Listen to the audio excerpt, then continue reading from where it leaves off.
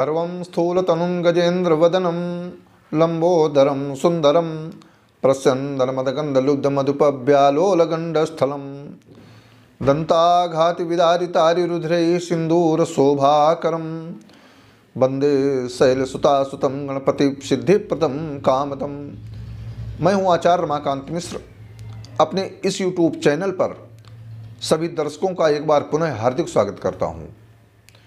आज मैं आपके समक्ष जनता की विशेष आग्रह के कारण रूस और यूक्रेन का जो युद्ध हो रहा है, बहुत से लोगों ने व्हाट्सएप पे मैसेज करके फ़ोन के द्वारा पूछा है कि गुरुजी बतलाइए क्या युद्ध कब तक समाप्त होगा, क्या स्थितियां होने वाली हैं। तो आपको मैं अपनी ग्रहों की गणना के आधार पर सौर मंडल में जिस प्रकार से ग्रहों की बलाबल स्थिति के कारण आपको पूर्व में ही बतलाने का प्रयास किया है, जो घटनाओं को मैंने आपके समक्ष पहले रखा था, ठीक उसी प्रकार से घटनाएं उसी तिथियों के आधार पर, उसी तारीखों के आधार पर घटित भी हुई हैं और हो रही हैं। शनि ग्रह 29 अप्रैल को राशि परिवर्तन करेगा और शनि वर्तमान समय में अपनी मकर राशि में संचरण कर रहा है।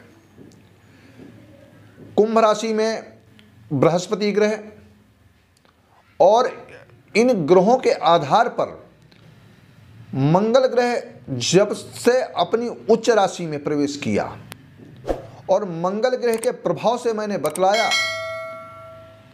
कि कई बार रूस और यूक्रेन की वार्ता के दौरान ऐसा लगेगा कि युद्ध अभी समाप्त हो सकता है, लेकिन युद्ध इस तरह से अभी जल्दी समाप्त होने की स्थिति में नहीं।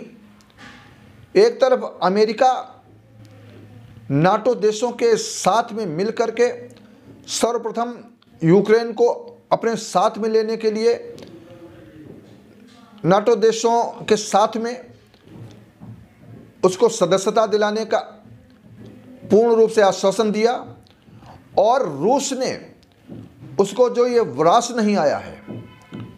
इस दोनों की स्थितियां मैंने बतलाया था कि यूरोप में कुछ स्थितियां विपरीत होने वाली हैं।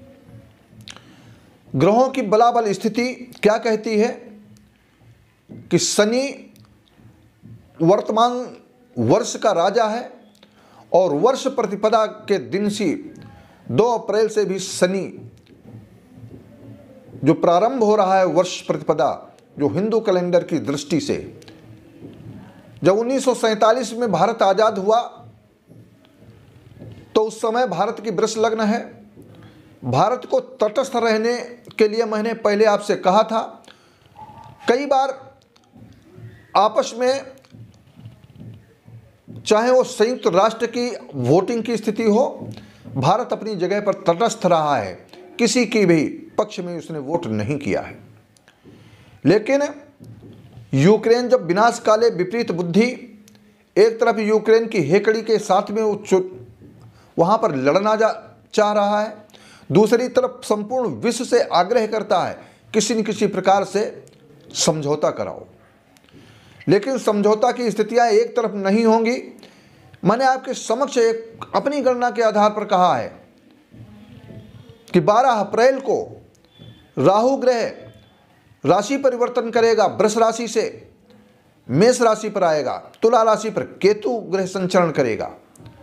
उस समय तक स्थितियां कुछ इसी प्रकार से घटना घटित होने की स्थिति में हैं, परंतु यूक्रेन और रूस का युद्ध, यह मैंने कहा था कि 5-6 मार्च तक यह विषम परिस्थितियों भरा होगा, समझौता की स्थिति नहीं दिखाई देती है। एक तरफ नाटो देश जिस प्रकार से 20 वर्षों से चले आ रहे, अफगानिस्तान में अपनी सेना को वापस ले लिया अमेरिका ने, और अमेरिका सेना को वापस लेता है और अपने सहारे अफगानिस्तान को छोड़ दिया तालिबानी लोगों के लिए कि उनको आक्रमण कर लो और अफगानिस्तान को अपने में मिला लो। ऐसी स्थितियों के साथ में 20 वर्ष से लाखों करोड़ रुपए खर्च होने के बावजूद उसने साथ छोड़ दिया। ठीक उसी प्रकार से यूक्रेन का भी साथ छोड़ा है। क्या उसकी नीति रही है अमेरिका की, वो तो अमेरिका के वर्तमान के राष्ट्रपति हैं, वो समझ सकते हैं। लेकिन ग्रहों की बलाबली उनकी स्थिति ठीक नहीं है, भविष्य उनके लिए अंधकारमय है अमेरिका में।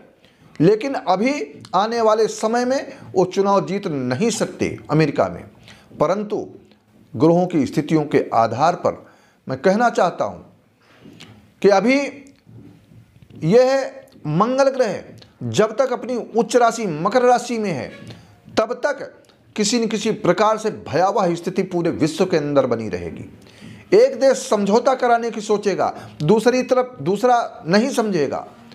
लेकिन यूक्रेन अपनी हेकड़ी से भी बाज नहीं आएगा और इसी कारण से रूस उसके आक्रमण को और बढ़ावा देगा। आज मैं यह वीडियो आपके समक्ष 6 मार्च को देने का प्रयास कर रहा हूं और इसमें बतलाना चाहता हूं, मैंने एक ज्योतिष की गणना के आधार पर कहा कि 6 से लेकर के 10 तारीख तक ये 4 दिन अभी और ठीक नहीं है और 4 दिनों के बाद में कुछ स्थितियां होंगी, तो उसके पूर्व में ही मैं पूर्ण आपके समक्ष एक एक विधा के माध्यम से बतलाने का प्रयास भी करूंगा। लेकिन ये 4 दिन कठिन है। मैंने कहा है कि कुछ समझौता की स्थितियां उत्पन्न होने की स्थिति होगी, लेकिन अचानक परिवर्तन होगा क्योंकि ग्रहों की अभी स्थिति ठीक नहीं है। सौरमंडल में कालसर्प योग चल रहा है। कालसर्प योग के मध्य में सारे ग्रहों उसकी परिधि में आते हैं। मैंने ठीक उसी प्रकार से कहा है कि कालसर्प जब संपूर्ण सौरमंडल में होता है तो जो देश, जिन देशों में उन ग्रहों का प्रबल प्रभाव होता है, वो स्थितियां विपरीत हो जाया करती हैं। इस बार यूरोप में ये सारी स्थिति दिखाई देती हैं। भारत की भूमिका अपने लोगों को निकालने के लिए, वहाँ के विद्यार्थियों को निकालने के लिए एक मंगल ग्रह का ही प्रभाव है। जब से मोदी जी की मैंने 6 लाख से अधिक लोगों ने हमारे वीडियो को देखा और मैंने यशस्वी प्रधानमंत्री नरेंद्र मोदी जी की कुंडली का विवेचन के आधार पर कहा है कि उनका मंगल ग्रह इतना प्रबल है, जहां पर कोई कार्य करेंगे वो प्रबलता के साथ में करेंगे।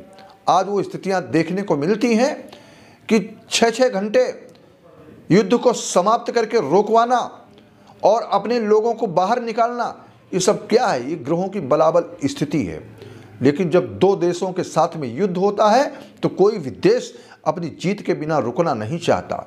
लेकिन ये फिर भी ये ग्रहों का प्रभाव है। आज मैं इस वीडियो को बहुत बड़ा नहीं करके आपके समक्ष अपने तथ्यों के आधार पर कहना चाहता हूं। 12 अप्रैल तक कालसर्प योग, राहु का परिवर्तन और राहु के परिवर्तन की स्थिति के साथ में जब राहु मेष राशि में आएगा, उस समय की स्थितियां कुछ बदलना प्रारंभ करेंगी। परंतु यहां से विश्व युद्ध की विभीषिका बन रही है। बहुत से लोगों ने पूछा है क्या गुरुजी विश्व युद्ध हो जाएगा? मैंने कहा है कि जैसे जैसे मैं घटना के आधार पर संपूर्ण विश्व की कुंडली का विश्लेषण करने के बाद में कहता हूं कि यह 2022 और 2023 ठीक नहीं है।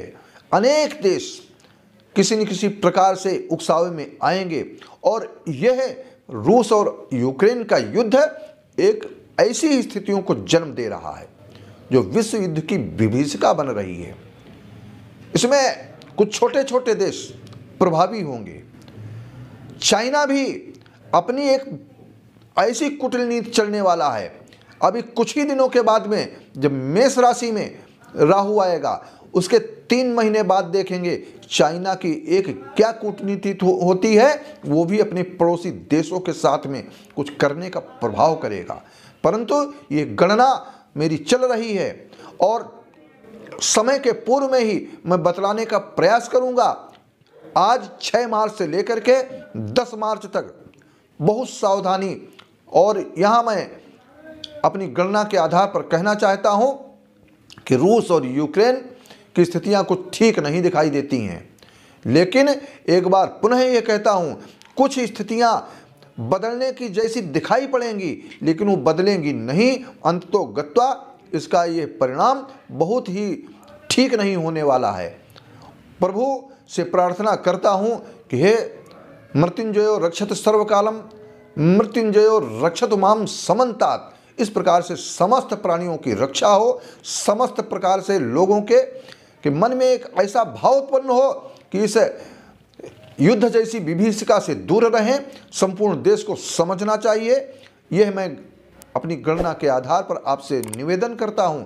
मेरे चैनल को सब्सक्राइब अवश्य करें और शेयर करें, ज़्यादा से ज़्यादा लोगों को बताएं कि मैं आपके समक्ष आने वाली घटनाओं को पूर्व में ही कहने का प्रयास करता हूं। बहुत